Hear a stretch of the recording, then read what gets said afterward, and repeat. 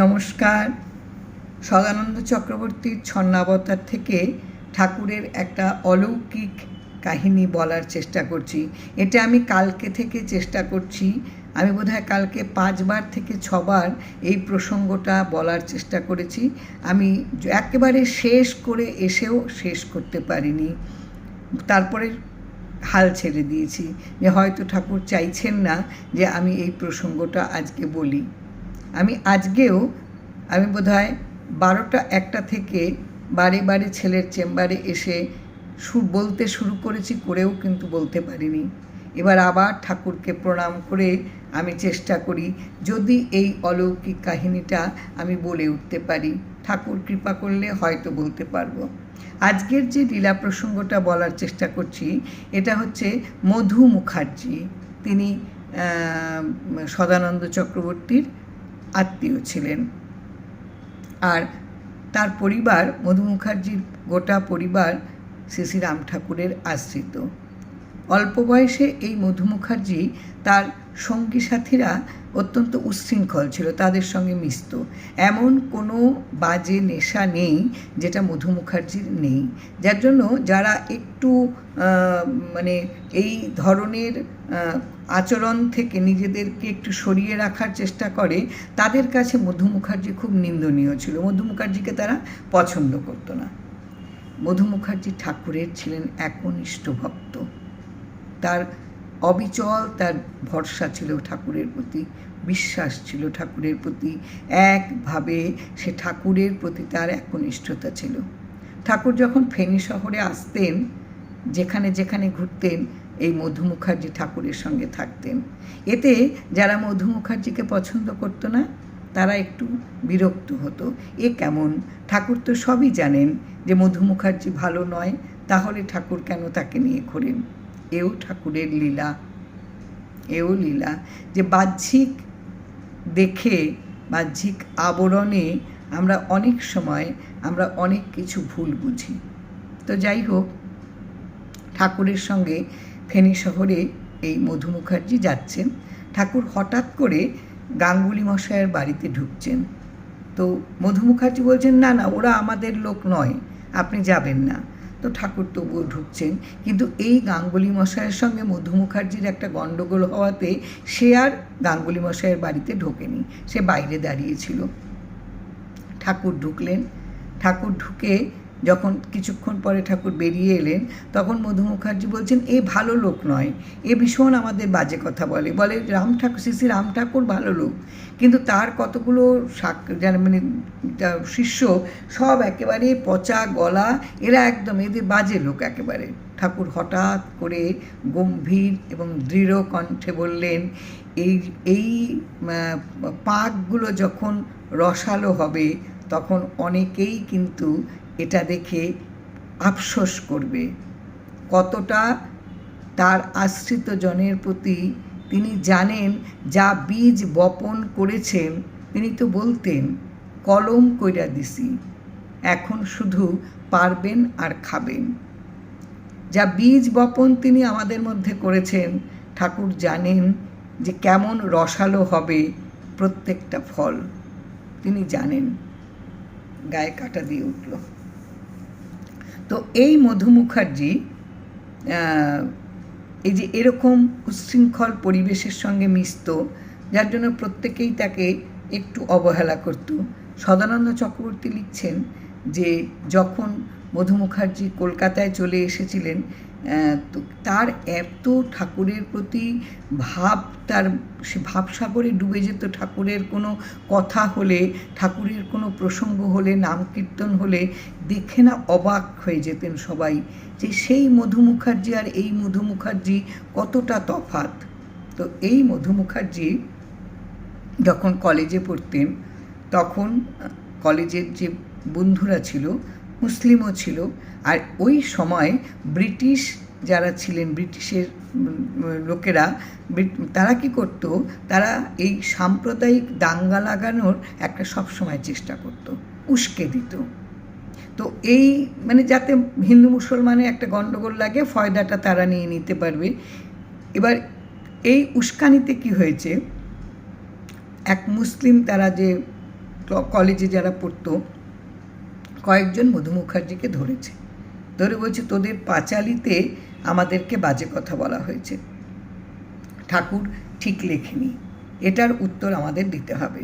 আর যারা মধু মুখার্জিকে ধরেছে তারা দেখে মধু মুখার্জি জানে যে এরা এই কিছুদিন আগেই ঠাকুরের এক আশ্রিতজনকে একেবারে নৃশংসভাবে খুন করেছে, কাজে এরা পারে না এমন কোনো কাজ নেই। মধু মুখার্জি ভয় পেয়ে গেল। মধু মুখার্জিকে তারা বলেছে এই যে ঠাকুর যে লিখেছেন পাঁচালিতে যে কলিতে যবন দুষ্ট হৈন্দবী করিল নষ্ট, মানে এইটা আমাদের বুঝিয়ে দিতে হবে। যবন বলতে ওরা সম্প্রদায় ধরেছে, কিন্তু ঠাকুর যেটা বলতে চেয়েছেন যবন সব ধরনের, তখন তো এই রকম সম্প্রদায়ের কোনো বিভাজন ছিল না। যবন হচ্ছে অত্যাচারী, যারা একদম মানে অনিষ্টকারী, যারা প্রত্যেককেই, সে সব সম্প্রদায়, তখন সম্প্রদায়ের কোনো বিভাজনই ছিল না। ঠাকুর এভাবে লিখেছেন। এবার তারা তো সেটা বুঝবে না। এবার ঠাকুর মধু মুখার্জিকে ধরে বলছে যে এটার আমাদের মানেটা বুঝিয়ে দিতে হবে। মধু মুখার্জি এ কথাটা কাউকে বলতে পারছেন না যে এটা কী মানে বোঝাবে। এই পাঁচালির তো শব্দের তো কোনো পরিবর্তন সে করতে পারবে না, এই শব্দের পরিবর্তন সে কী করে করবে। সারাটা রাত ধরে ঠাকুরকে ডেকেছেন, ওই যে ঠাকুরের প্রতি তার অগাধ বিশ্বাস, অবিচল তার ভরসা, সারা রাত ধরে ঠাকুরকে ডেকেছেন। পরের দিন সকালবেলায় পাঁচালি নিয়ে যখন কলেজে যান, এবং ওই ছেলেরা নানান রকম অস্ত্রশস্ত্র নিয়ে দাঁড়িয়েছিল, তাকে এটা বোঝাতে হবে, এবং বুঝিয়ে যদি তাকে সন্তুষ্ট করতে না পারে হুমকি দিচ্ছে তাকে প্রাণে মেরে ফেলবে। সে চোখ বন্ধ করে তার ঠাকুরকে ডেকে যাচ্ছে এক মনে, কেননা ঠাকুর ছাড়া এখান থেকে উদ্ধার করবার কেউ নেই, এই লেখা তো পাল্টানোর কেউ নেই, ঠাকুরই পারবেন যা কিছু করতে, না হলে প্রাণে মরতে হবে। বইয়ের পাতাটা যখন তুলছে মধু মুখার্জি বারবার করে চোখটা কচলাচ্ছে যে এ আমি কি দেখছি। বরাবরই তো পাঁচালি পড়েছি কলিতে যবন দুষ্ট, কিন্তু এ কি দেখছি কলিতে যবন শ্রেষ্ঠ। একবার দুবার তিনবার চোখ কচলে ওই একই জিনিস দেখছে, শ্রেষ্ঠ। এই হচ্ছে অলৌকিক ঠাকুরের ক্রিয়া, এই হচ্ছে অলৌকিক। তার তো আশ্রিতকে তাকে রক্ষা করতে হবে। প্রত্যেককে দেখিয়ে দিলেন ওখানে লেখা শ্রেষ্ঠ। এবার মুসলিম বন্ধুরা বলল বেশ দেখলাম শ্রেষ্ঠ, কিন্তু যবন লিখেছে কেন? যবন তো আমাদের সম্প্রদায়ের কথা বলেছে।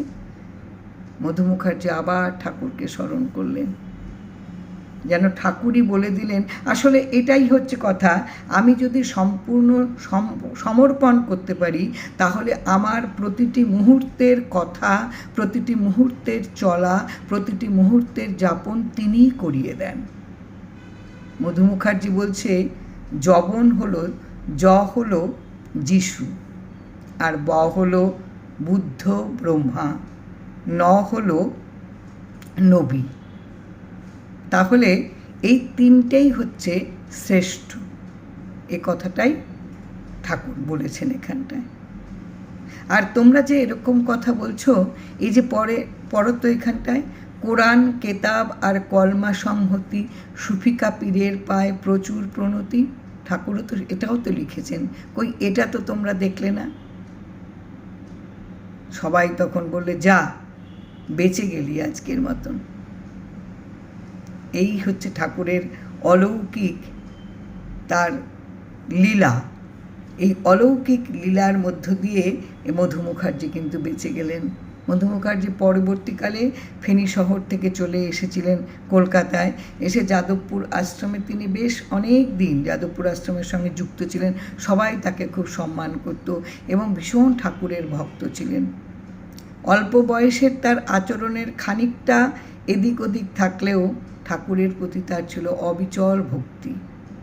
এবং কি সুন্দর ওই জায়গাটায় যদি ঠাকুর কৃপা না করতেন তাহলে মধু মুখার্জির মৃত্যু অবশ্যম্ভাবী ছিল। এইভাবেই প্রত্যেকের জীবনে প্রত্যেকে এইভাবেই কিন্তু ঠাকুরের কৃপা পান। সমস্ত আশ্রিত জন সমান তার কাছে, এটা আমাদের বিশ্বাস করতে হবে। আর আমার যা ভাগ্যে আছে এটা তো আমাকে ভোগ করতেই হবে, এর বাইরে তো আমার কিচ্ছু করার উপায় নেই। ঠাকুর কি করবেন? আমি যদি তার উপর সম্পূর্ণ নির্ভর করি, সম্পূর্ণ মন প্রাণ দেহ তাকে সমর্পণ করতে পারি, তিনি যেমন করে চালাবেন তেমন করে চলবো, তাহলে তো আমি আমার ভাগ্য নিয়ে কোনো ভাববো না। আমার কি বিড়ম্বনা হচ্ছে, আমার কি নেই, আমার কোন জিনিসের অভাব, এত প্রার্থনা তো আমি করব না, কেননা আমার প্রতিটি মুহূর্ত তিনি আমায় চালিয়ে দেবেন। এইভাবে যদি আমরা চলতে পারি তাহলে আমরা বোধহয় এভাবেই কৃপা পাবো ঠাকুরের কাছ থেকে। জয় রাম, জয় রাম।